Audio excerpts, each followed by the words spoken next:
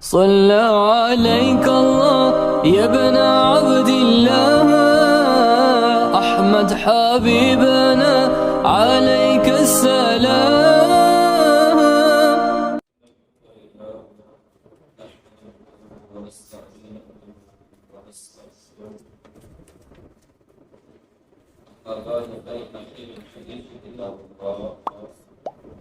وخير الهدي هدي محمد صلى الله عليه وسلم وشر الأمور محدثاتها وكل محدثة بدعة وكل بدعة ضلالة وكل ضلالة في النار.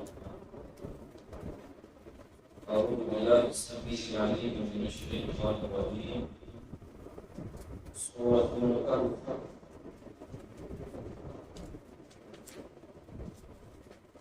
آج ہم اس سورت کے حوالہ سے انشاءاللہ چند باتیں استفاد فرمائیں گے. اس بیچ کے ساتھ انشاءاللہ تبارک و تعالی مقصد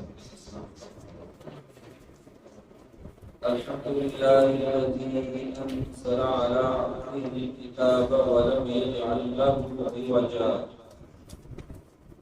قيما لينذر بأسا شديدا من لدنه ويبشر المؤمنين الذين يعملون الصالحات أن لهم أجرا حسنا کتاب و سنت کا دائی بیت الحکمہ. وينذر الذين قالوا اتخذ الله ولدا ما لهم به من علم ولا لآبائهم كبرت كلمة تخرج من أفواههم إن يقولون إلا كذبا فلعلك باخع نفسك على آثارهم إن لم يؤمنوا بهذا الحديث أسفا إنا جعلنا ما على الأرض زينة لها لنبلوهم أيهم أحسن عملا وإنا لجاعلون ما عليها صعيدا جرزا أم حسبت أن أصحاب الكهف والرقيم كانوا من آياتنا عجبا إذ أوى الفتية إلى الكهف فقالوا ربنا آتنا من لدنك رحمة وهيئ لنا من أمرنا رشدا. کہف کا معنی ایک وسیع اسرار کے ہوتے ہیں.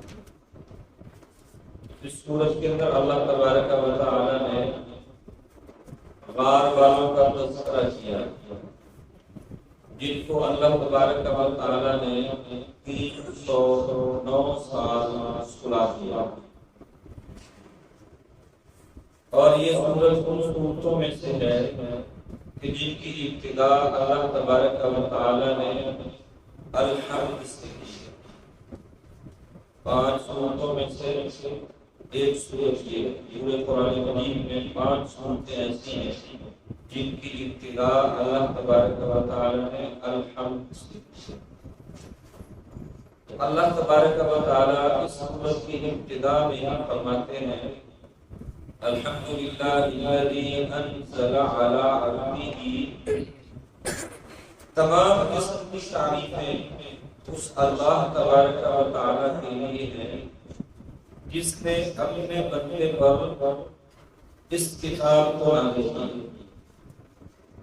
یہ جو نازل کی گئی کتاب ہے جس کو ہم قرآن مجید کہتے ہیں، سورۃ الکہف کے ابتدا میں اللہ تبارک و تعالی نے اس کا تذکرہ کیا ہے کہ اس قرآن کو میں نے اپنے بندے محمد صلی اللہ علیہ وسلم پہ نازل کیا. یہ آپ علیہ الصلوۃ والسلام کا اعزاز ہے. اللہ تبارک و تعالی نے آپ کو اپنا بندہ کہا. کائنات میں کتنے انسانوں میں سے کسی نبی کا انتخاب کر لینا پھر اس کا تذکرہ کرنا اس کے لیے اعزاز کی بات.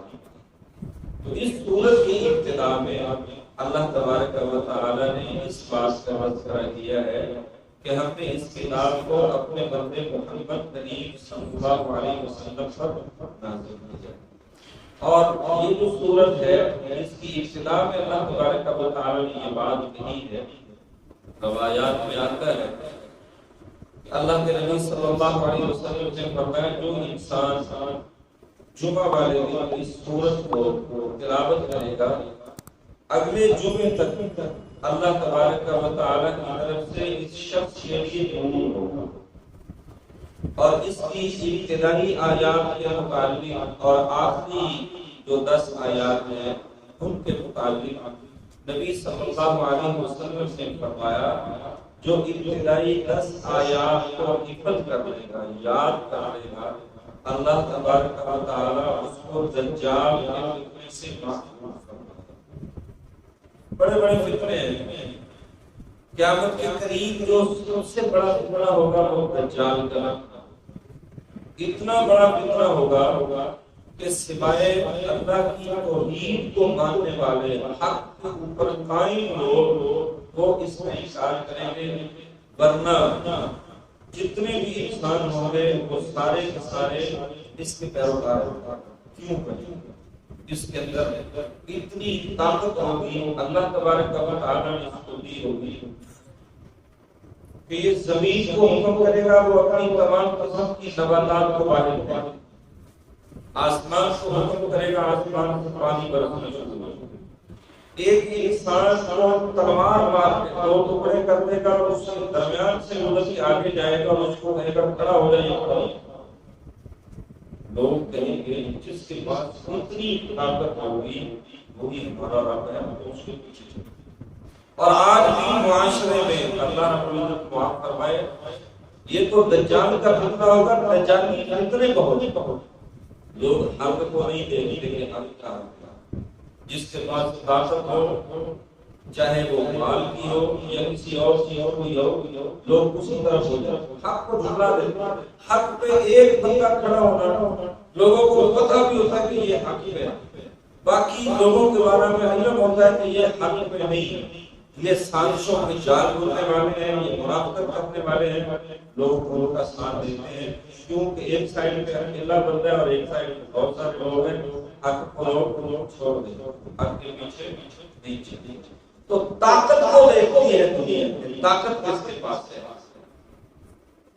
حق کے ماننے والے کو اللہ کی طاقت کے سوا کسی اور کی طاقت کو تسلیم نہیں۔ اور اس صحابی کے بارے میں آپ نے سن رکھا ہے نا کہ آسمان سے اللہ کی رحمت نازل ہوئی تھی، وہ اسی سورت کی تلاوت فرما رہے تھے، قریب ان کا ایک گھوڑا بندھا ہوا تھا، تو اللہ رب العزت کی طرف سے سکینت اتر رہی تھی ایک بادل کی شکل، وہ قرآن کی تلاوت کرتے رہے تھے، تو جیسے جیسے وہ بادل قریب آتا گیا گھوڑا بگڑنا شروع ہو گیا، بڑے پریشان ہوئے، انہوں نے یہ سارا ماجرا اللہ کے نبی صلی اللہ علیہ وسلم کے پاس بیان کیا، تو آپ علیہ السلام نے فرمایا اس قرآن کی وجہ سے وہ آسمان سے پروردگار کی طرف سے سکینت اتر رہی ہے، تو جو بندہ اس قرآن کی تلاوت کرتا ہے اپنے گھر کے اندر اور خصوصی طور پر اس سورت کی، اللہ کی طرف سے سکینت اترتی ہے، اللہ کی رحمت اترتی ہے، اور جتنے بھی لوگ میں سمجھتا ہوں کہ وہ پریشان ہوتے ہیں کہ ہمارے گھروں میں پریشانی مصیبتوں تکلیفوں میں گھیرے ڈال دیا ہے، اگر ہم چاہتے ہیں کہ ہمارے گھروں میں رب کی رحمت کا نزول ہو، اللہ کی طرف سے سکینت اترے، تو اس سورت کی اپنے گھروں کے اندر تلاوت کرنی چاہیے، انشاءاللہ قرآن کی برکت سے مصیبتیں پریشانیاں بھاگ جائیں گی اور گھر کے اندر اللہ کی طرف سے رحمتوں برکتوں اور سکینتوں کا نزول ہوگا۔ تو ہر جمعے کو ہمیں اس بات کا بھی خصوصی طور سے خیال رکھنا چاہیے کہ سورۃ الکہف اس کو لازمی طور پر پڑھنا چاہیے، اور یہ بشارت لسان نبوت سے ملتی ہے کہ ایک جمعے سے اگلے جمعے تک جو بندہ تلاوت کر لیتا ہے پورا ہفتہ اللہ کی طرف سے نور رحمت برکت نازل ہوتی ہے، وہ نور میں رہے۔ اس لیے میرے بھائیوں ہمیں وہ باتیں جو نبی صلی اللہ علیہ وسلم نے بیان فرمائی ہیں، بعض ایسے اعمال ہیں جو روٹین کے ہیں، روزمرہ کے معمولات میں شامل ہیں، بعض ایسے بھی ہیں ان کے لیے ایام مخصوص کر دی ہے رسول اللہ صلی اللہ علیہ وسلم نے، جیسے اس سورت کے بارے میں جمعے کا دن جو ہے وہ مخصوص کر دیا گیا کہ اس دن لازمی طور پہ یہ پڑھنا ہے۔ اللہ سے دعا ہے اللہ مجھے اور آپ کو سمجھ کر عمل کرنے کی توفیق نصیب فرمائے۔ تو فرمایا تمام تعریفیں اس اللہ کے لیے ہیں جس نے اپنے بندے کے اوپر اس کتاب کو نازل کیا، اور اس کتاب کی آگے اللہ نے شان اور عظمت بیان کی۔ فرمایا وَلَمْ يَجْعَلْ لَهُ عِوَجًا، اس کتاب میں کسی قسم کا ٹیڑھ پن نہیں، کسی قسم کی کجی نہیں ہے، کسی قسم کا بھی ستم اس کے اندر نہیں ہے۔ اس کتاب کا ایک ایک حرف اللہ تبارک و تعالیٰ کی طرف سے نازل کر رہا ہے۔ یہ کتاب انسانوں کو گمراہی سے بچاتی ہے، اندھیروں سے نکالتی ہے، اور جو بندہ کھلے ذہن کے ساتھ اس کو پڑھتا ہے، اس پر سوچ لے کے یہ حق کی طرف اس کی رہنمائی کرتی ہے۔ عقیدہ توحید میں وہ انسان پختہ ہو جاتا ہے، شرک سے وہ بیزار ہو جاتا ہے۔ جو اس کو کھلے ذہن کے ساتھ مثبت سوچ کے ساتھ نہیں پڑھتا، وہ اس کے اندر بھی کجیاں ٹیڑھ پن تلاش کرتا رہتا ہے، اور پھر اپنے مطلب کی باتیں اس میں سے نکال کے بیان کرتا ہے جو اس کے مطلب بھی نہیں ہوتی، ان کو بیان نہیں کرتا۔ اس لیے تو کتنے لوگ ہیں جو گمراہی کی طرف گامزن ہیں، اور کتنے فرقے ہیں۔ ہر فرقہ اپنے آپ کو حق کے اوپر سمجھتا ہے، کوئی ایک بھی فرقہ وہ اپنے آپ کو گمراہ تصور نہیں کرتا، پڑھتے سارے ہی قرآن ہے، اور ہر قرآن پڑھنے والا کوئی دوسرے کے اوپر بلوا والی قرآن ہی پڑھنے۔ میرے بھائیوں، اللہ تبارک و تعالیٰ نے اس کتاب کو نبی صلی اللہ علیہ وسلم میں نازل کیا اور فرمایا وَلَمْ يَجْعَلْ لَهُ عِوَجًا، اس کے اندر کسی قسم کا ٹیڑھ پن کوئی کمی نہیں۔ ہندوستان میں ایک ملعون نے بہت زیادہ بکواسات کرتے ہوئے کہا کہ اس کتاب کی جو کتاب مبین ہے اللہ کی طرف سے نازل شدہ ہے، کہتا ہے کہ اس کے اندر 24 یا 25 آیات ایسی ہیں کہ میں نے درخواست دائر کی ہے اس کے اوپر کہ مقدمہ چلایا جائے۔ کیوں چلایا جائے؟ اس لیے وہ کہتا ہے کہ اس قرآن کے اندر جو جہاد کی آیات ہیں، جس بنیاد پہ مسلمان کھڑے ہوتے ہیں اور باطل سے ٹکراتے ہیں، باطل قوتوں کا مقابلہ کرتے ہیں، وہ کہتے ہیں یہ قرآن کی آیات نہیں ہے، بلکہ نعوذ باللہ حضرت ابوبکر صدیق، عمر فاروق رضی اللہ تعالیٰ عنہ کہتے ہیں ان کے پاس طاقت تھی، طاقت کے قلب ہوتے ہوئے انہوں نے ان آیات کو قرآن کے اندر داخل کر دیا اور ان آیات میں قرآن کا درجہ حاصل کر لیا۔ کہتا ہے ان آیات کو نہیں ہونا چاہیے، پہلے مقدمہ ہے۔ اللہ تبارک و تعالیٰ جس کتاب کو، جس کی آیات کو نبی محمد صلی اللہ علیہ وسلم پہ نازل کرے اور اللہ کے نبی پڑھ کر سنائیں، اور اللہ اس قرآن کے بارے میں، اس کتاب کے بارے میں فرمائیں کہ ہم اس کے محافظ ہیں، تو ذرا سوچئے میرے بھائیوں، کیا صحابہ کرام رضوان اللہ علیہ مجمعین جنہوں نے اپنی زندگیاں اللہ کے نام پر قربان کر دی تھی، کیا وہ قرآن کے اندر تحریف کر سکتے ہیں؟ اس طرح کی آیات کو داخل کر سکتے ہیں؟ ممکن ہی نہیں۔ تو یہ ان کا ایک بہت بڑا پروپیگنڈا ہے کہ وہ مسلمانوں کو اس طرح کی باتیں کر کے تاکہ یہ قرآن سے دور ہو سکیں، قرآن سے رہنمائی نہ لیں، اور وہ یہ سمجھتے ہیں کہ قرآن کو چھوڑ کر معاشروں میں امن ہو سکتا ہے۔ اللہ کی قسم اٹھا کے کہتا ہوں، جو انسان قرآن کو چھوڑ دے، جو قوم قرآن کو چھوڑ دے، وہ کہے کہ ہمارے معاشرے میں امن ہوگا، عزت جہت محفوظ رہے گی، لڑائی جھگڑے نہیں ہوں گے، فتنہ پروری نہیں ہوگی، تو وہ بہت بڑے جھوٹ کے اندر، یا اس کی یہ جو سوچ ہے وہ انتہائی غلیظ ترین سوچ تو ہو سکتی ہے، اہل ایمان کی، اہل علم کی ایسی سوچ نہیں ہو سکتی۔ اس طرح کی باتیں یہ جتنے بھی لوگ کرنے والے ہیں ان کو صرف رب کی سچی کتاب سے تکلیف یہی ہے کہ جو بندہ مومن اس کتاب کو صدقے دل سے پڑھ لیتا ہے، اس کے اندر ایمان کی بنیاد پہ جرت، غیرت، حمیت آ جاتی ہے، پھر وہ باطل کے سامنے سینہ سپر ہو جاتا ہے، اس کی آنکھوں میں آنکھیں ڈال کے بات کرتا ہے، پھر باطل نیست و نابود ہو جاتا ہے، اللہ حق والوں کو حق کو پتہ چلتا ہے۔ اس لیے اللہ تبارک و تعالیٰ فرماتے ہیں کہ فَلَمْ يَجْعَلْ لَهُ عِوَجًا، اس قرآن کے اندر کسی قسم کی کہیں کوئی ٹیڑھ پن نہیں ہے۔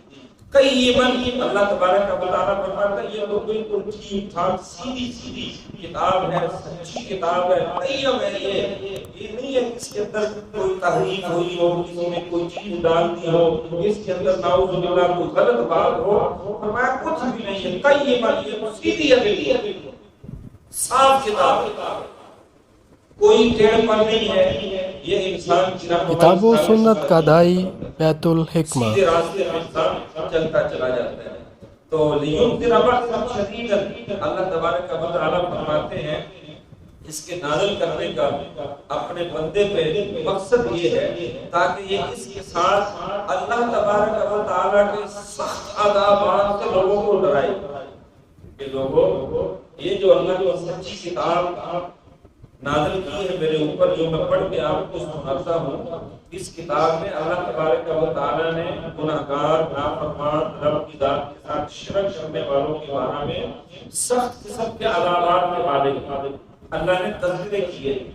اپنے آپ کو اپنے اللہ کے عذابات سے بچانا ہے تو یہ کتاب انسانوں کو اللہ کے عذابات سے بچانے کے لیے نازل کی گئی۔ اور اللہ تبارک و تعالیٰ فرماتے ہیں وَيُبَشِّرُ الْمُؤْمِنِينَ، اور اللہ تبارک و تعالیٰ نے بشارت دی ہے مومنوں کو، الَّذِينَ يَعْمَلُونَ الصَّالِحَاتِ، مومن کون؟ جو صالح اعمال کرتے ہیں، نیک اعمال کرتے ہیں۔ صالح اعمال کون سے ہوتے ہیں؟ وہ عمل جو اللہ اور اس کے رسول صلی اللہ علیہ وسلم نے بتلایا، اللہ کا حکم آ گیا، نبی نے سنا دیا، پھر اس کے مطابق جو اللہ نے کہا نبی صلی اللہ علیہ وسلم نے کر کے دکھلا دیا، اور جو امت اپنے نبی صلی اللہ علیہ وسلم کے بتائے ہوئے سکھلائے ہوئے عمل کے مطابق عمل کرے گی، وہ عمل صالح ہوگا، اور ساتھ اس کا کھانا پینا پہننا حلال کا ہوگا، تو اللہ تبارک و تعالیٰ اس کے اعمال کو قبول فرمائیں گے۔ الذین یعملون الصالحات، ان مومنوں کے لیے بشارتیں ہیں جو صالح اعمال کرتے ہیں، ان لہم اجرا حسنا، اور اللہ تبارک و تعالیٰ فرماتے ہیں کہ اللہ ان کے اعمال کی بنیاد پہ ان کے لیے اچھا بدلہ رکھتے ہیں، اچھا اجر رکھتے ہیں۔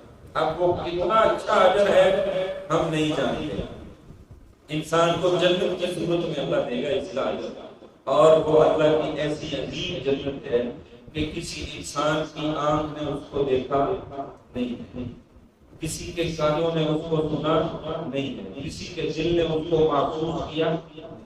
جنت ہے، جہنم جس طرح ہے ویسے جنت بھی ہے۔ تو جو لوگ اللہ تبارک و تعالیٰ کی معصیت میں، نافرمانی میں، بغاوت میں زندگی بسر کریں گے، اللہ تبارک و تعالیٰ ان کو جہنم میں پھینکے گا۔ جو ایمان کی بنیاد میں صالح اعمال کریں گے، اللہ تبارک و تعالیٰ ان کو اچھا اجر عطا فرمائیں گے جنت کی صورت میں، اور اللہ تبارک و تعالیٰ فرماتے ہیں ماکثین فیہ ابدا، اور یہ ایسی جنت ہوگی کہ جس کے اندر وہ ہمیشہ ہمیشہ رہیں گے، کبھی نکالے نہیں جائیں گے۔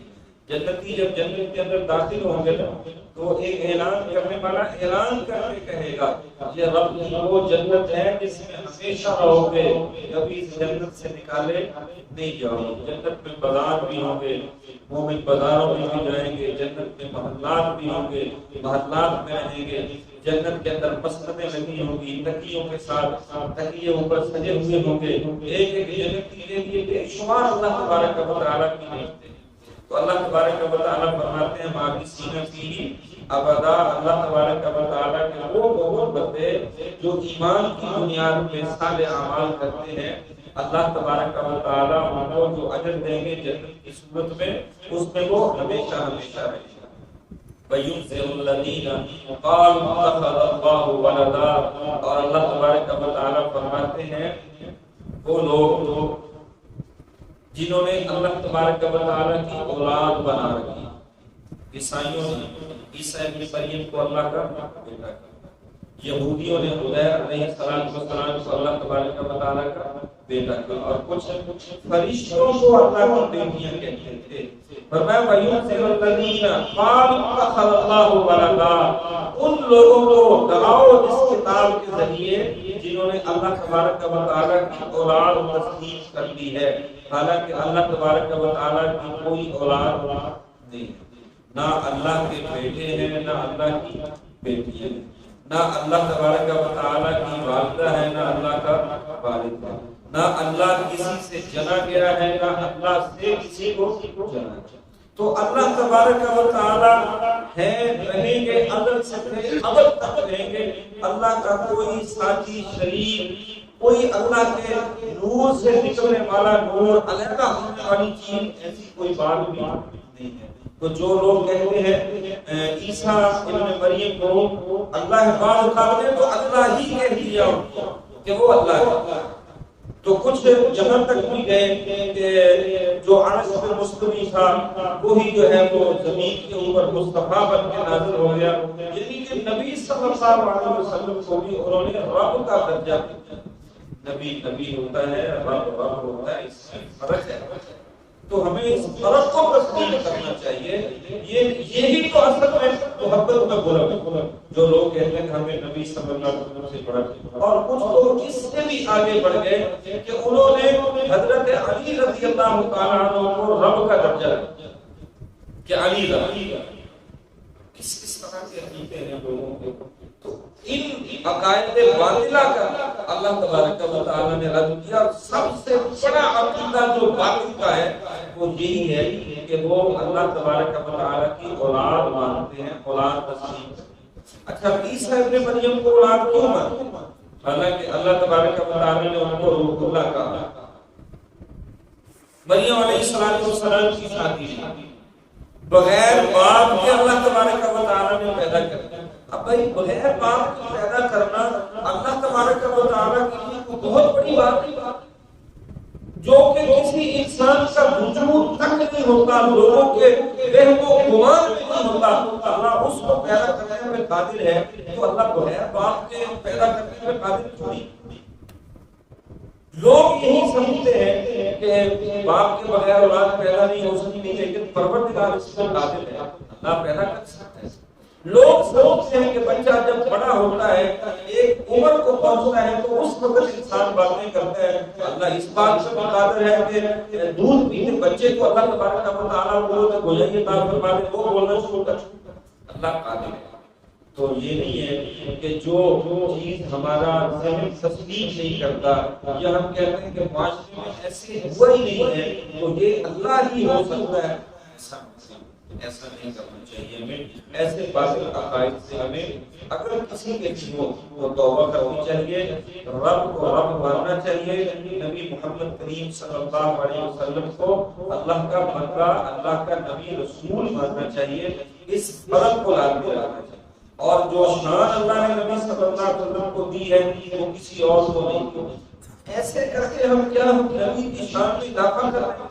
بھائی جو اللہ نے نبی کو شان عطا کی ہے اس میں کسی کے پاس اتنی طاقت نہیں ہے کہ وہ اس میں کمی کر سکے یا اس میں اضافہ کر سکے۔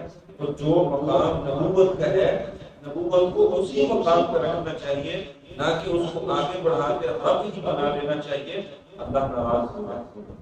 اور یہ عقیدہ بہت ہی غلط قسم ہے۔ تو اللہ تبارک و تعالیٰ نے یہاں پہ رد کیا ہے کہ ان کو ڈرائیے جنہوں نے اللہ تبارک و تعالیٰ کی اولاد بنا رکھی ہے۔ مَا لَهُم بِهِ مِنْ عِلْمٍ وَلَا لِآبَائِهِمْ۔ اللہ اکبر۔ اب یہاں پہ اللہ تبارک و تعالیٰ نے بڑے ہی پیارے انداز میں ایک بات سنائی۔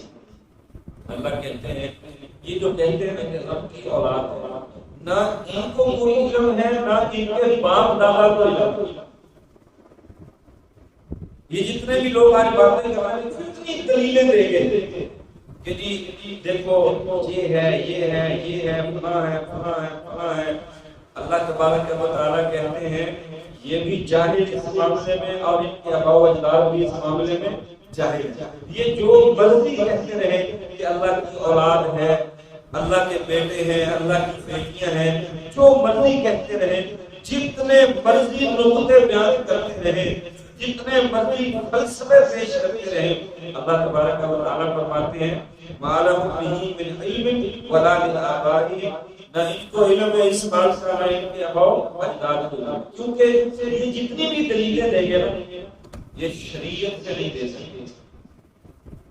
جو مشرک ہوتا ہے اللہ تبارک و تعالیٰ نے اس کی مت ہی اس طرح کی باری ہوتی ہے، اس کے پاس دلیل نہیں، وہ کہتا ہے ہمارے آباء و اجداد۔ آج بھی جن لوگوں کے راستے میں رکاوٹیں ہیں نا کہ وہ حق کو تسلیم نہیں کرتے، وہ رکاوٹیں کیا ہے؟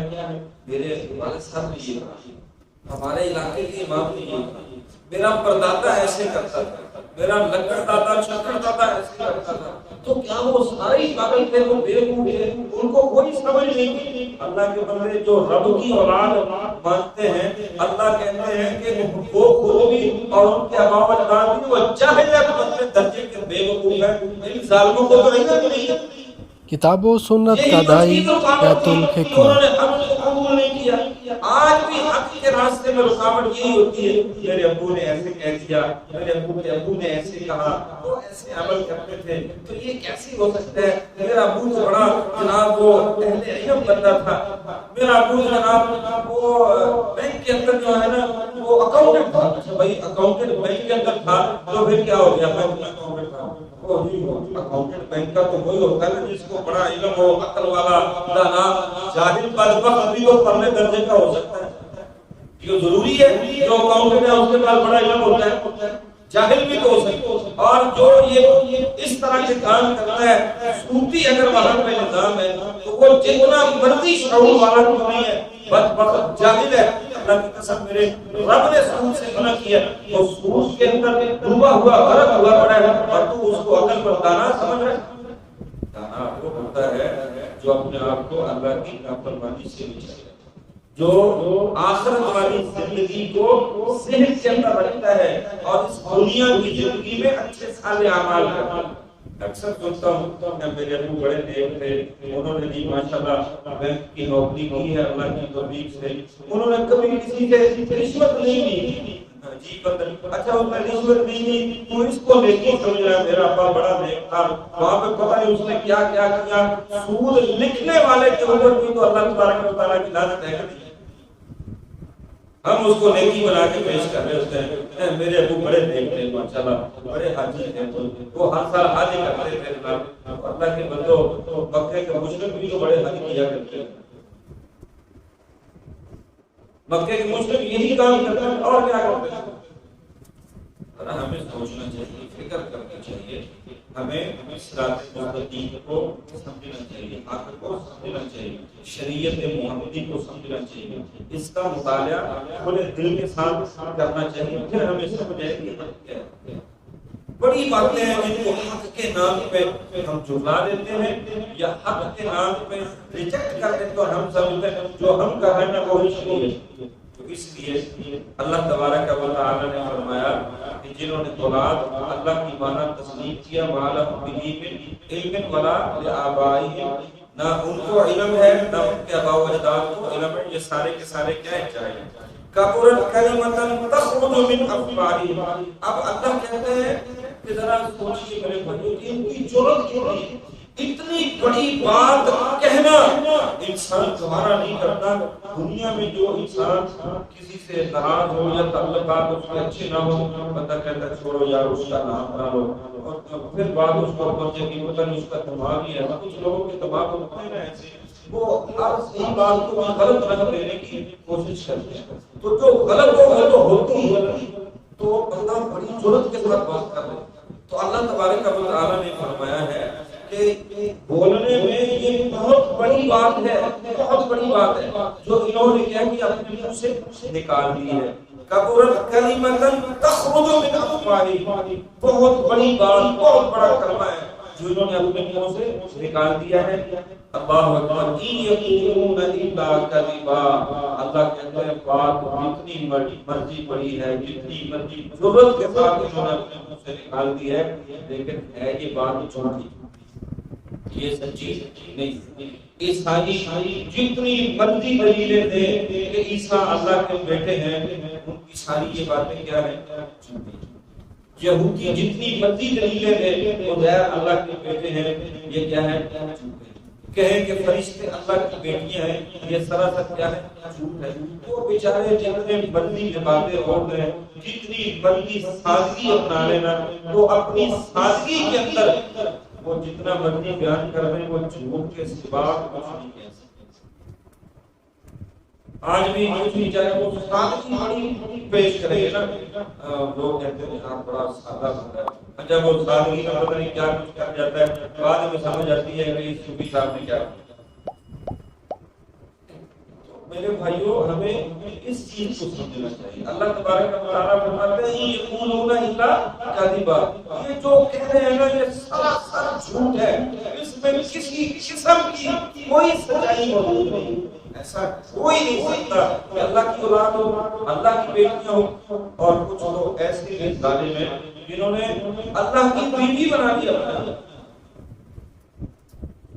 اللہ رب العزت ایسے غلط عقائد جن کے لیے ان کو توبہ کرنے کی توفیق دے، اور اللہ نے ہمیں محفوظ رکھا ہے۔ اللہ ہمیں ہمیشہ عقیدت توحید کے اللہ تبارک و تعالیٰ ہمارا خاتمہ۔ فَلَعَلَّكَ بَاخِعٌ نَفْسَكَ عَلَىٰ آثَارِهِمْ، کتاب و سنت کا دائی بیت الحکمہ۔ اللہ تبارک و تعالیٰ یہاں پہ اپنے نبی صلی اللہ علیہ وسلم کو تسلی دے رہے ہیں۔ تسلی اس بات سے دے رہے ہیں، کیوں دے رہے ہیں؟ آپ ذرا اس بات کو اندازہ ایسے ہی کے لگائیے، اندازہ لگائیے اس بات کا۔ آپ دعوتی پیڑھی کے لوگ ہیں۔ فَلَعَلَّكَ بَاخِعٌ نَفْسَكَ عَلَىٰ آثَارِهِمْ إِن لَّمْ يُؤْمِنُوا، اے میرے نبی کیا آپ ان کے پیچھے اپنی جان کو ہلاک کرنے کے اس غم کے اندر اپنے آپ کو ہلاک کر لیں گے؟ ان لوگوں کے یہ ایمان لے کے نہیں ہے، یعنی کہ اتنا حرص تھا نبی صلی اللہ علیہ وسلم کو کہ آپ چاہتے تھے کہ یہ جتنے بھی لوگ ہیں نا مشرک مشتاق سارے کے سارے ایمان، بڑی دعوت دیتے تھے۔ حتیٰ کہ جب نبی صلی اللہ علیہ وسلم سے پوچھا گیا نا کہ آپ یہ بتا دیں کہ آپ کی کیا خواہش ہے، آپ کیا چاہتے ہیں؟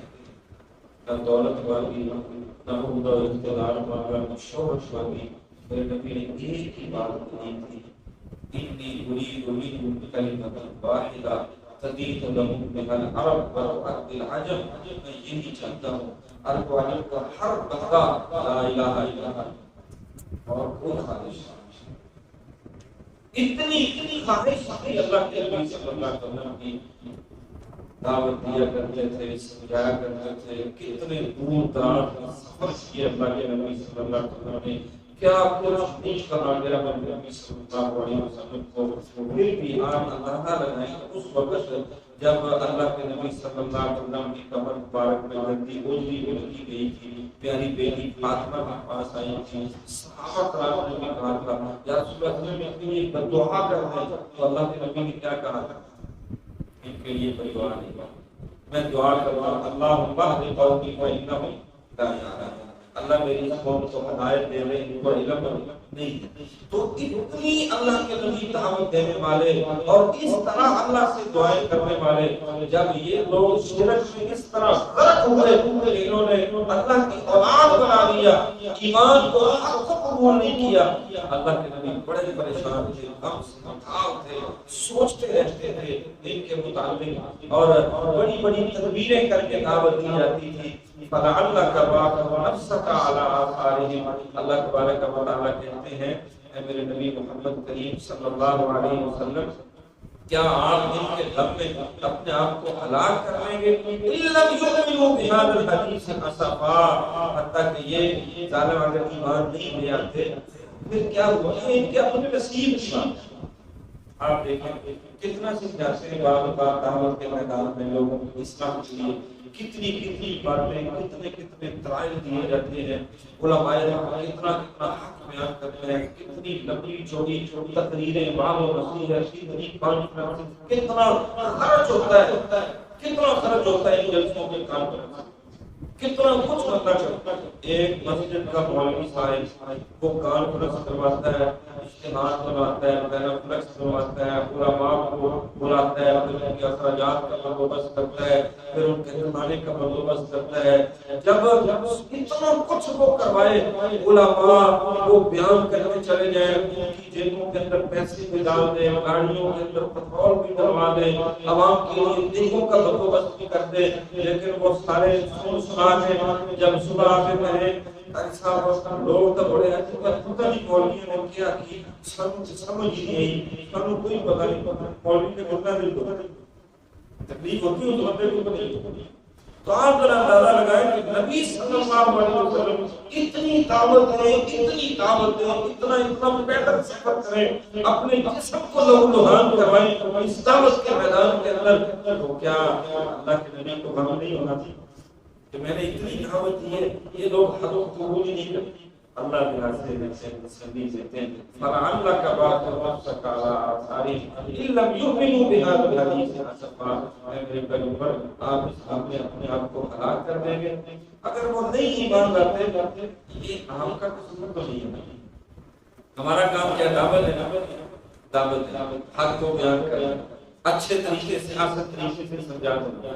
ہدایت دینا اللہ کے اختیار میں, کسی اور کے اختیار میں نہیں. اگر ان کے نصیب میں ہدایت نہیں لکھی ہم کیا کر سکتے؟ کچھ نہیں کر سکتے. اس لیے اللہ تبارک و تعالیٰ فرماتے ہیں کہ آپ اپنے آپ کو اس غم کی وجہ سے ہلاک نہ کریں کہ وہ ایمان نہیں لے کے آئے, انہوں نے اس بات کو قبول نہیں کیا جو آپ نے حق بیان کیا, جو اللہ نے کتاب نازل کی, انہوں نے اس کو ریجیکٹ کر دیا, نہیں مانا, نہیں قبول کیا. آپ اس وجہ سے پریشان نہ ہو, غمزدہ نہ ہو.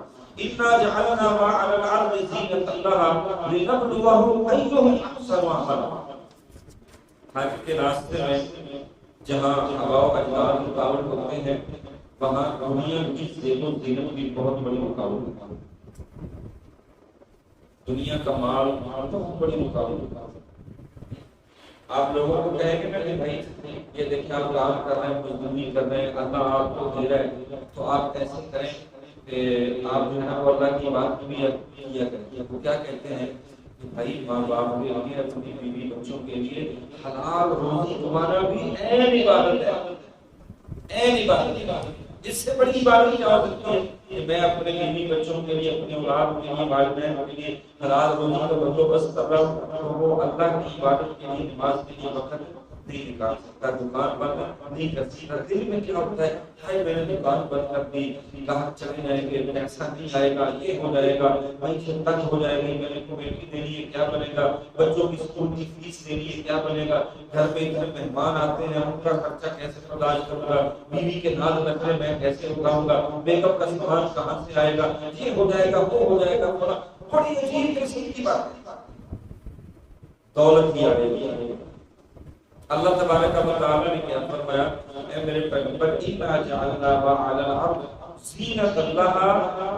یہ جو دنیا کی زینت ہے نا, یہ دنیا کی نعمتیں, یہ دنیا کا مال, یہ دنیا کی ہر ایک چیز جس کی وجہ سے یہ لوگ حق کو چھوڑے ہوئے, حق کو قبول نہیں کرتے, حق کو مانتے نہیں, تسلیم نہیں کرتے, اللہ رب العزت کی وحی کے اوپر ایمان نہیں لاتے, نبی محمد کریم صلی اللہ علیہ وسلم کی بات نہیں مانتے, آپ کو نبی تسلیم نہیں کرتے, رسول نہیں مانتے, پیغمبر نہیں مانتے, حاکی رہبر نہیں مانتے, یہ انکار کرتے بیٹھے ہوئے. یہ دنیا کی زیب و زینت اللہ تبارک و تعالیٰ فرماتے ہیں, یاد رکھو اِنَّا جَعَلْنَا مَا عَلَى الْأَرْضِ زِينَةً لَهَا لِنَبْلُوَهُمْ أَيُّهُمْ أَحْسَنُ عَمَلًا. یہ تو ایک آزمائش ہے. یہ جتنا کچھ بھی ہے نا, یہ ہماری دولت, ہماری دکانیں, ہمارے بنگلے, ہماری گاڑیاں, ہمارا اقتدار, جھوٹی شہرتیں, یہ نام بری اور پھر بڑی شہرت دکھانے کے لیے بڑا آگے ہونا, میں کیا ہوں, بڑی دولتیں خرچ کر رہا ہوں, میرے سوا ہے ہی کوئی نہیں, میں نہیں کروں گا, یہ ہو جائے گا, وہ ہو جائے گا. دولت دولت دولت دولت, ہر معاملے میں دولت کے پیچھے پڑا ہوا ہے. اللہ تبارک و تعالیٰ فرماتے ہیں, یاد رکھو یہ جتنی بھی زینت وغیرہ کی چیزیں ہیں نا, یہ ختم ہو جانے والی ہیں. یہ تو ایک آزمائش ہے, اللہ آزماتا ہے. ایہم احسن عملا, ان میں سے اچھے عمل کرنے والا. کتاب و سنت کا دائی بیت الحکمہ. دنیا کی نعمتوں کا بھول جانا یہ کوئی بہت بڑی بات نہیں ہے. بہت بڑی بات یہ ہے کہ دنیا کی نعمتوں کے ہوتے ہوئے انسان اپنے رب کو نہ بھلائے، 5 وقت کی نماز کو ترک نہ کرے، اللہ کی شریعت کا پابند بن کے رہے، یہ بہت بڑی بات ہے۔ کافروں کے پاس دنیا کی دولت بہت بڑی نعمتیں تھی، آج کے لوگوں کے پاس تو شاید اس طرح کے نوکر چاکر غلام بھی نہ ہو، اس طرح کی اطاعت بھی نہ ہو جس طرح کی اس وقت لوگ کیا کرتے ہیں جو غلام ہو۔ اللہ نے فرمایا یہ سب کچھ کیا ہے؟ ایک آزمائش ہے۔ اللہ فرماتا ہے اتنا کچھ دے کے اللہ کی مرضی ہے، دے کے آزمائے یا چھین کے آزمائے، یہ اللہ کی مرضی ہے۔ اللہ نے آزمائش کرنی ہے اپنے لیے۔ میرے بھائیوں، ہمارا وجود ایک بہت بڑی ہے۔